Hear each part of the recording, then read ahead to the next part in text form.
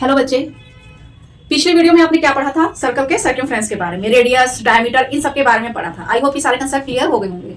नहीं हुए हैं तो पिछले वीडियो में जाके सारे कंसेप्ट क्लियर कर सकते हो। आज हम पढ़ेंगे सर्कल के एरिया के बारे में कि सर्कल का एरिया कहते किसे हैं। तो पहले उसकी डेफिनेशन क्लियर कर लेते हैं। The area of a circle is the amount of space covered inside the boundary of the circle. The area of a circle, किसी भी सर्कल का जो एरिया होता है, एरिया यानी क्षेत्रफल, किसी भी सर्कल का जो एरिया होता है is the amount of space covered inside the boundary of circle. किसी भी सर्कल की जो बाउंड्री होती है उसके अंदर जो स्पेस कवर करता है वो तुम्हारा एरिया कहलाता है। जैसे यहां तुम्हें एक सर्कल दिखाई दे रहा है, इस सर्कल की बाउंड्री कौन सी है? ये वाली एक बाउंड्री है। इस बाउंड्री के अंदर जो तुम्हारा ये स्पेस है, ये जो तुम्हारा स्पेस है सारा, ये जो सारा स्पेस दिखाई दे रहा है इस बाउंड्री के अंदर, ये तुम्हारा एरिया कहलाता है। ये बाहर नहीं, बाहर वाला नहीं, सिर्फ सर्कल की बाउंड्री के अंदर वाला पार्ट जो स्पेस कवर्ड है वो एरिया कहलाता है। ठीक है, अब इसको एक लाइन में याद कर सकते हो। बाउंड्री के अंदर का हिस्सा, बाउंड्री के अंदर का हिस्सा क्या कहलाएगा? एरिया। किसी चीज को रटना नहीं है, कंसेप्ट क्लियर करते जाओ, बिल्कुल इजी है। सर्कल गोल होता है पर कंसेप्ट एकदम उसके सीधे से है। एरिया का फार्मूला क्या होता है? सर्कल के एरिया का फार्मूला क्या होता है? पाई आर स्क्वायर, जहां पे आर तुम्हारा क्या है? रेडियस। सर्कल के एरिया का formula pi R square, R का स्क्वायर पाई का स्कोर। परफेक्ट लाइन है ना याद करने के लिए? आर का स्क्वायर पाई का स्कोर। किसी भी सर्कल का एरिया होता है पाई आर स्क्वायर। ठीक है, जहां पे तुम्हारा आर क्या हुआ? रेडियस। जैसे समझो, ठीक है, जैसे ये सर्कल है, इस सर्कल की ये बाउंड्री है, इसके अंदर जो ये स्पेस है वो एरिया हुआ पाई आर स्क्वायर। अब ये पाई आर स्क्वायर आया कैसे? चलो इसका भी कंसेप्ट एक बार क्लियर कर लेते हैं। हम जानते हैं कि सर्कल का एरिया क्या होता है? पाई आर स्क्वायर। ठीक है, अब आर यहाँ पे क्या है? रेडियस। और ये पाई आर स्क्वायर आया कहां से, ये भी समझ लेते हैं, इसका भी कंसेप्ट क्लियर कर लेते हैं। देखो तुम्हारे पास एक ये सर्कल है, इस सर्कल का रेडियस ये है। ठीक है, इस रेडियस से हमने इतने पार्ट्स में हमने इसको डिवाइड किया सर्कल को। तो जब तुम इस सर्कल को तुम कट करोगे ऐसे पीसीज में, ये वाला पीस अलग कट किया, ये पीस अलग कट किया, इस तो ये ऐसा शेप बन के आएगा। एक शेप ये, एक ये, एक ये और एक ये। ठीक है, ये मान लो ये पहला सर्कल है, ये दूसरा है, ये थर्ड, ये फोर्थ, ये फिफ्थ, सिक्स्थ, सेवेंथ। ये जो है ये सारे क्या है? सर्कल के पार्ट्स हैं। ये जैसे ये वाले पार्ट्स जो तुमने कट किए, 1 2 3 4 5 6 7 8। जब इनको कट करके ऐसे करके अरेंज में लगाओगे तो ऐसे शो होगा। फिर इनको मैंने और कट कर दिया, और पीसीस में कट कर दिया, तब ये कुछ ऐसे शो होंगे।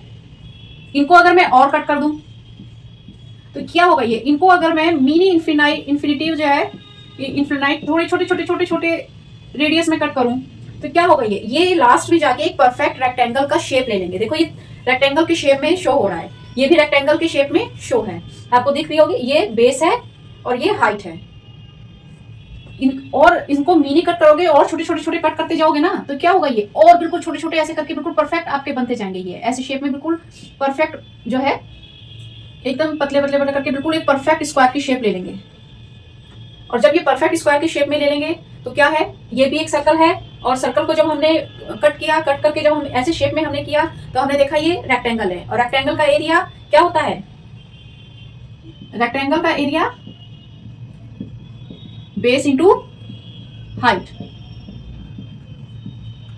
लेंथ इंटू ब्रेथ कह लो या बेस इंटू हाइट। ठीक है, ये इसका बेस हो गया और ये इसकी हाइट हो गई। तो ये कहां से निकल के आया है? सर्कल से ही तो निकल के आया है। यानी कि जो सर्कल का एरिया होगा वही क्या होगा? रेक्टेंगल का एरिया होगा। तो हम इस रेक्टेंगल के एरिया को सर्कल के एरिया के बराबर नहीं रख सकते हैं।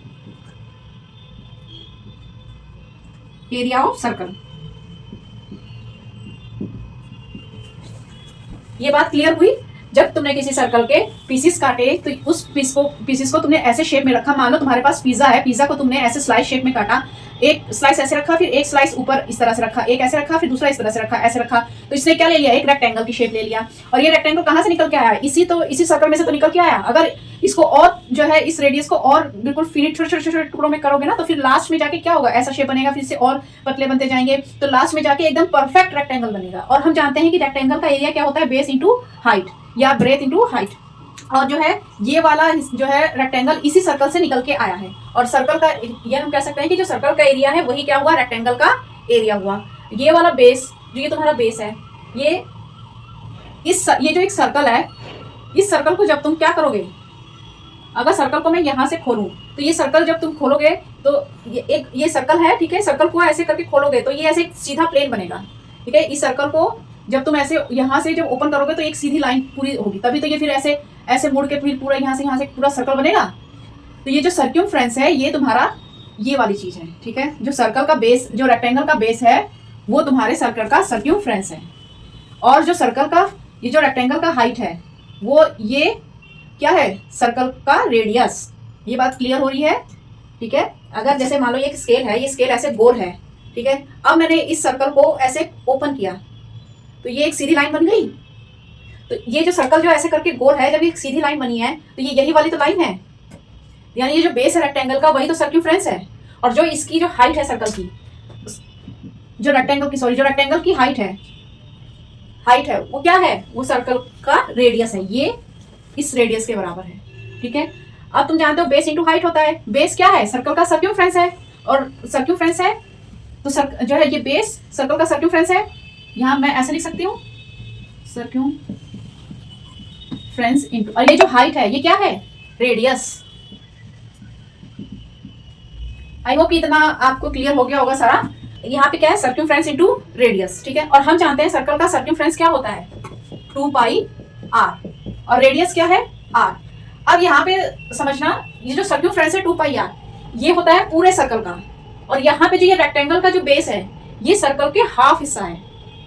समझो इस बात को, जैसे ये तुम्हारा सर्कल है, इस सर्कल का जो ये वाला हिस्सा है, इसको जब तुमने ऐसे खोला तो ये वाली चीज यहाँ पे आई, और इधर का हिस्सा जब तुमने ऐसे खोला तो ये हिस्सा ऊपर आया, तो ये हाफ सर्कल हुआ ना, ये वाला जो हाफ सर्कल हुआ, ये वाला जो एक इन सबको जब तुम जोड़ोगे, इस नीचे वाले स्लाइस को देखो, 1 2 3 4, इसको जोड़ोगे तो ये वाला हिस्सा आएगा। 5 6 7 8 को जब जोड़ोगे, इसको ऐसे समझो,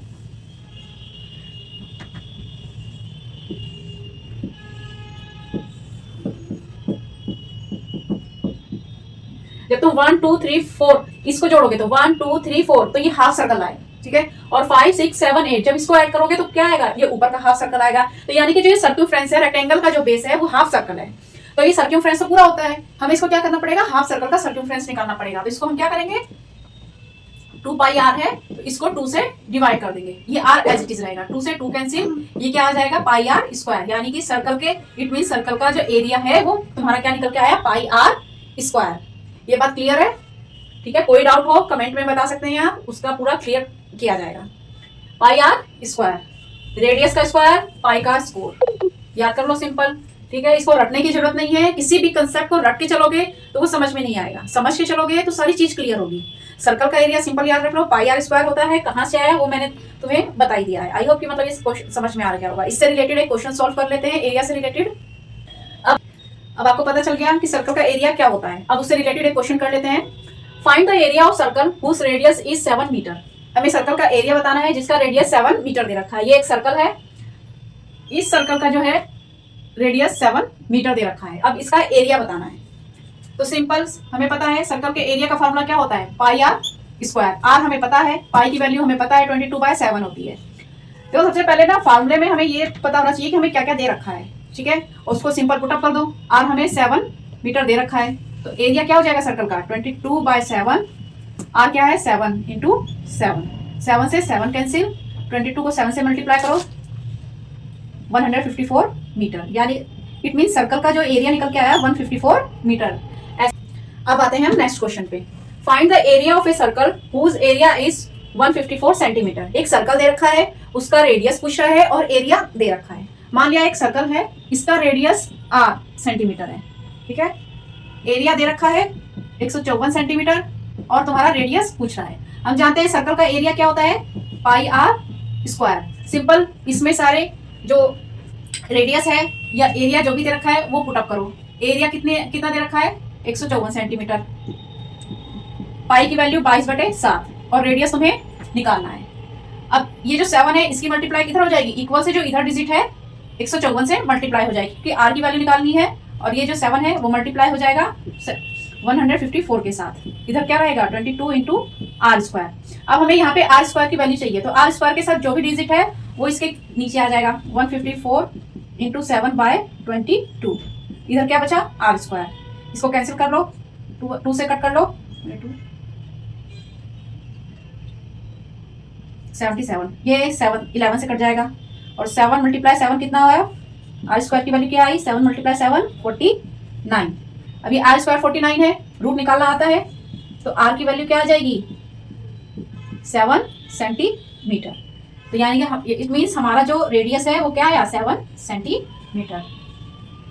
कुछ नहीं करना है, जो जो वैल्यू दे रखी है उसको फार्मूले में पुटअप करो, कैलकुलेशन अच्छे से करना, कैलकुलेशन में कोई मिस्टेक नहीं होनी चाहिए, लास्ट में जो यूनिट है वो लिखना मत भूलना। और ऐसे ही सिंपल से क्वेश्चन से आगे इजी टू मॉडरेट होते हुए क्वेश्चन हम सॉल्व करेंगे। आई होप ये सारे कंसेप्ट क्लियर हो गए होंगे। किसी भी तरह का डाउट हो तो जरूर हमें मुझे कमेंट करके बताइए। अगर वीडियो अच्छी लगी हो तो लाइक और सब्सक्राइब शेयर कीजिए, और भी बहुत सारे इस तरह के कंसेप्ट क्लियर करने के लिए आगे की वीडियो देखते रहिए।